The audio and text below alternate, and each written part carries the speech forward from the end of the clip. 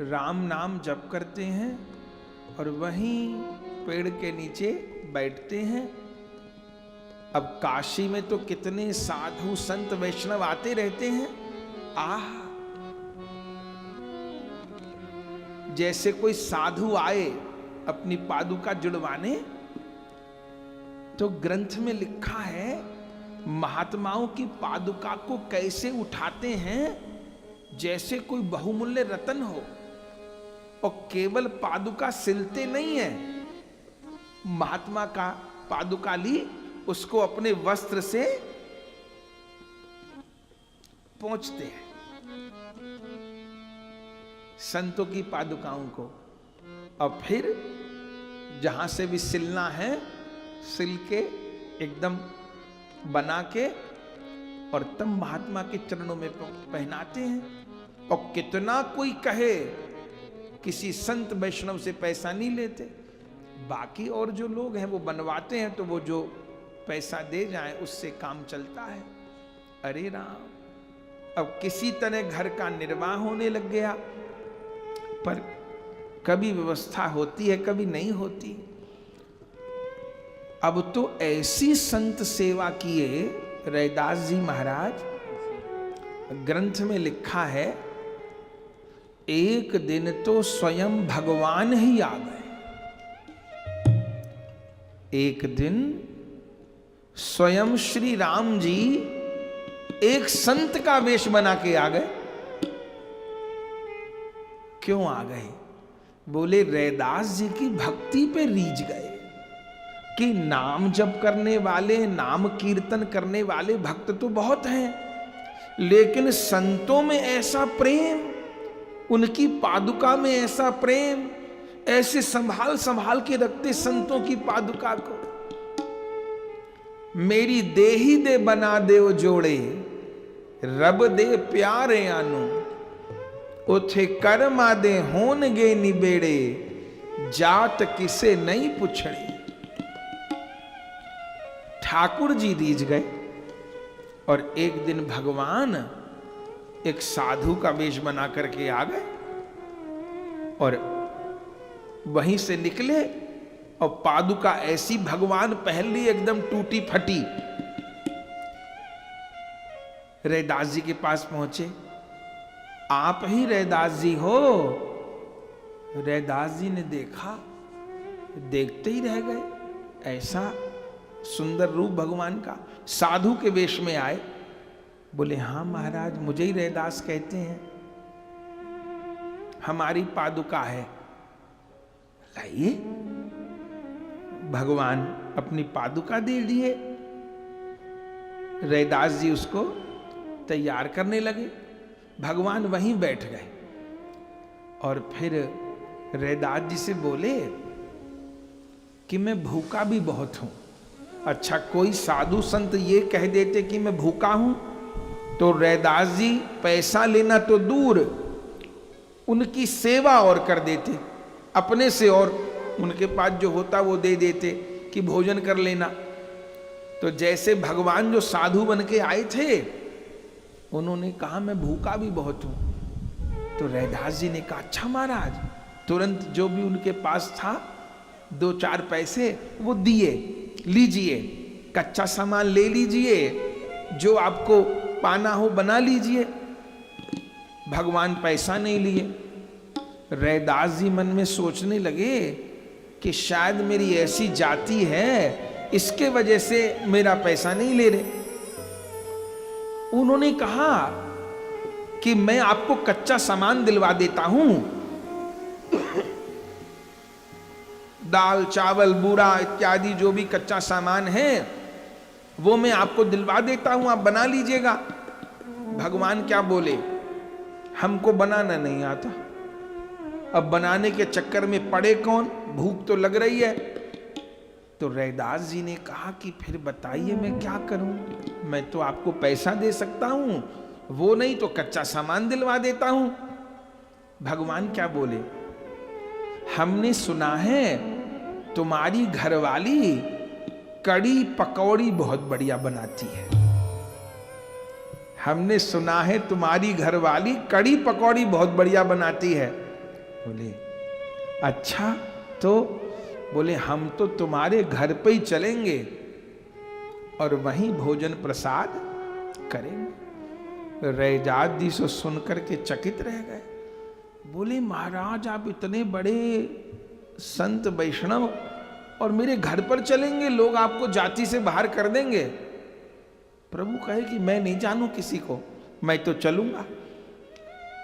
जब बार बार आग्रह किए तो रैदास जी ने कहा ठीक है, उनको तो खबर नहीं आज भगवान वेश बदल के आए हैं। आखिर में उन संत वेशधारी भगवान को अपने घर लेकर के गए और जैसे उनकी घरवाली ने देखा वो भी देखती रह गई। महात्मा तो बहुत आते हैं, आज तो कोई विलक्षणी महात्मा आए हैं। बैठ गए। रैदास जी ने कहा अरे कह रहे हैं तेरी हाथ की कढ़ी रोटी दाल भात साग फुल्का सब तेरे हाथ का लेंगे। तुरंत उनकी पत्नी स्नान करने को गई, रसोई बनाने लग गई। भगवान बैठ गए आंगन में और रैदास जी से क्या बोले, हमने सुना है आप कीर्तन भी बड़ा अच्छा गाते हो, तो अभी रसोई बनने में तो समय लगेगा, थोड़ा कुछ कीर्तन सुना दो। आहा राम, रैदास जी तो बहुत सुंदर कीर्तन सुनाए। इतनी देर में भोजन तैयार हो गया और सुंदर रूप में। अब रैदास जी को नहीं पता कि आज भगवान खेल कर रहे हैं, आज महात्मा के रूप में परमात्मा ही आ गए हैं। तो सुंदर प्रसाद कराया, भगवान खूब प्रेम से भोजन किए, फिर विश्राम किए। विश्राम किए तो रैदास जी चरण दबाने लग गए। अब स्पर्श भी बड़ा अद्भुत था प्रभु का, तो विश्राम भी किए। फिर भगवान अपना झोली झंडा उठा लिए। रैदास जी से कहा हम अब जाएंगे। रैदास जी ने कहा ठीक है महाराज। तभी भगवान झोले से एक लाल रंग का पत्थर निकाले। रैदास जी ने कहा ये क्या है? बोले महाराज इसका नाम है पारस। रैदास जी ने कहा वो क्या होता है? बोले पारस नहीं जानते किसको कहते हैं? बोले नहीं जानते। बोले लोहे को छुआने से सोना बन जाता है और मुझको मेरे गुरु ने दिया था। अब मैं तो यात्रा पे जा रहा हूं, मेरे तो किस काम आएगा? आपकी गृहस्थी भी है और संत सेवा भी करते हो, तो ये पारस मणि है, इसको रख लो। और रैदास जी ने कहा आपकी इच्छा। भगवान को लगा इनको पारस दे रहा हूं और ये प्रसन्न ही नहीं हो रहे, लगता है कि ये पारस की महिमा नहीं जानते। तब भगवान ने कहा शायद आप ठीक से समझे नहीं। अरे आपकी रापी होगी ना, वो मोची लोगों के पास एक रापी होती है लोहे का, उसमें उल्टा करके जूता फंसाते हैं और फिर ठोकते हैं, उसको रापी बोलते हैं। बोले हाँ रापी है लोहे की। बोले इसको दिखाओ। तो वो रैदास जी की रापी लिए और भगवान उससे वो पारस छुआ दिया। छुआते ही तो वो रापी सोने की बन गई। बोले देखा ये है मेरे पास पारस, इसको मैं आपको देना चाहता हूं। रैदास जी ने कहा आपकी इच्छा, जहां चाहो रख दो। बोले कहां रख दूं? तो बोले छप्पर में खोस दो। तो भगवान ने छप्पर में एक जगह थी वहां रख दिया, ये सोच के कि अभी तो नहीं, बाद में इस पारस से बहुत धनवान हो जाएंगे। छोड़ के चले गए। भगवान चले गए। 13 महीना बीत गए। 13 महीने बाद भगवान फिर पधारे, महात्मा उसी महात्मा के रूप में, और देखा तो रैदास जी की वही झोंपड़ी, वही जूता गांठने का काम, वही बैठे हैं पेड़ के नीचे। भगवान को लगा कि मैंने तो इनको पारस दिया था, ये तो कोई फायदा ही नहीं उठाया, लाभ ही नहीं उठाया इन्होंने लगता है। फिर पहुंचे। रैदास जी ने कहा पधारो महाराज, बड़ा आनंद हुआ, बताओ आज क्या बनवाना है? जो कहोगे वही बनवाता हूं। भगवान ने कहा बनवाना तो कुछ नहीं है, लेकिन मैं ये कह रहा हूं कि मेरा वो पारस कहां है? उन्होंने सोचा इनसे खो गया होगा। रैदास जी बोले वो पत्थर। भगवान ने कहा पत्थर नहीं, वो मेरा पारस जो लोहे को सोना बना दे, कहां है वो? रैदास जी बोले प्रभु जहां छप्पर में रख के गए होंगे वहीं रखा होगा। भगवान ने देखा जैसे उसको रख के गए थे वो वहीं मिला। भगवान ने कहा तो विचित्र है, 1 बरस तक इसके पास पारस था, इसने तो लाभ ही नहीं उठाया। तब महात्मा ने कहा कि भाई पारस से कोई लाभ तो उठाते। तो रैदास जी क्या बोले, अरे महाराज ऐसी बात मत कहो, मेरे गुरु ने बताया है कि सबसे बड़ा पारस तो राम नाम है, और वो राम नाम वाला पारस मुझको मेरे गुरु ने दिया है। अब उस राम नाम वाले पारस के आगे मुझे दूसरी चीज नहीं सुहाती। अब प्रभु क्या करते? प्रभु चले गए। अगले दिन से भगवान एक और लीला की है। क्या? रैदास जी के यहाँ शालिग्राम जी की सेवा थी, उनकी वो सेवा करते थे। अब अगले दिन से प्रभु क्या लीला की है, जैसे रैदास जी ठाकुर जी की सेवा करने जावे, उनको 5 स्वर्ण मुद्राएं मिले वहां। भगवान तो सहायता करना चाहते हैं रैदास जी की, 5 स्वर्ण मुद्रा मिले। रैदास जी मन में सोचने लगे ये किसने चढ़ा दी? इतने तो धनवान लोग मेरे यहाँ आते नहीं कि 5 रुपया माने, उस जमाने के 5 रुपया आज के कितने रुपया, तो 5 स्वर्ण मुद्रा।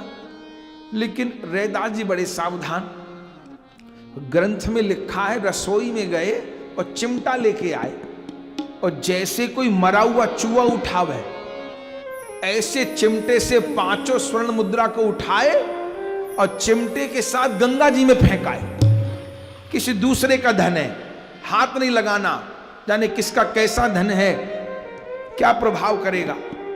अरे राम, अगले दिन फिर सेवा में गए, फिर 5 स्वर्ण मुद्रा, फिर फेंकाए। तीसरे दिन फिर, चौथे दिन फिर, 5 दिन फिर, 1 सप्ताह हो गया। अब रैदास जी मन में क्या विचार रहे, हे भगवान कैसा समय आ गया, आजकल संत लोग तो पारस देने लग गए और भगवान सोना देने लग गए।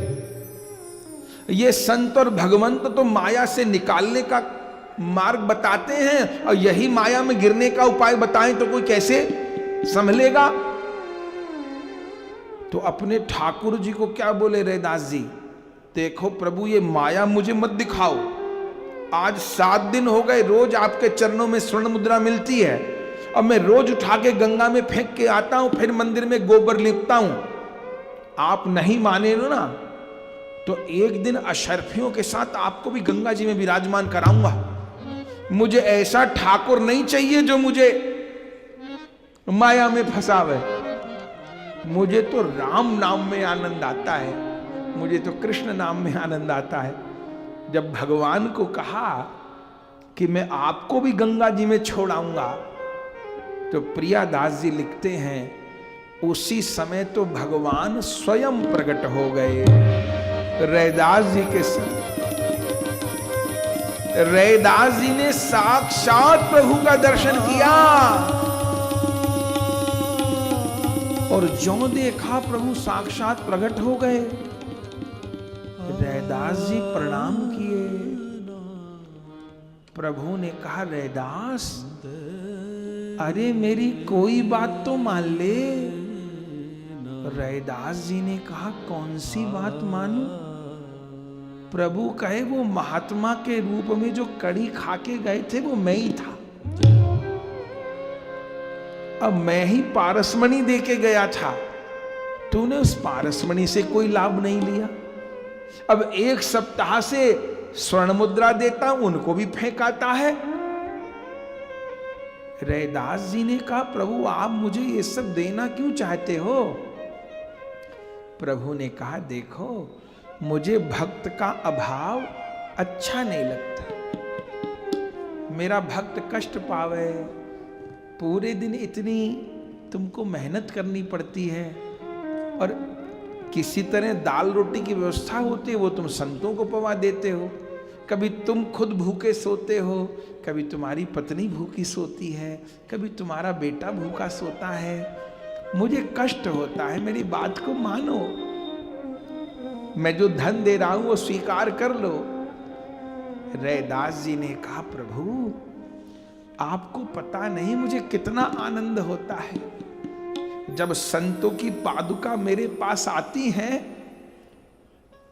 तो मुझे तो लगता है कि जैसा सौभाग्य भरत जी को मिला ऐसा सौभाग्य मुझे मिल गया।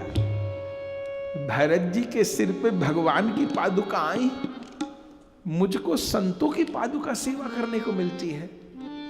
और प्रभु यहां बैठा रहता हूं, संत वैष्णवों के दर्शन होते हैं, और रही भोजन की बात, तो भोजन तो मिल ही जाता है।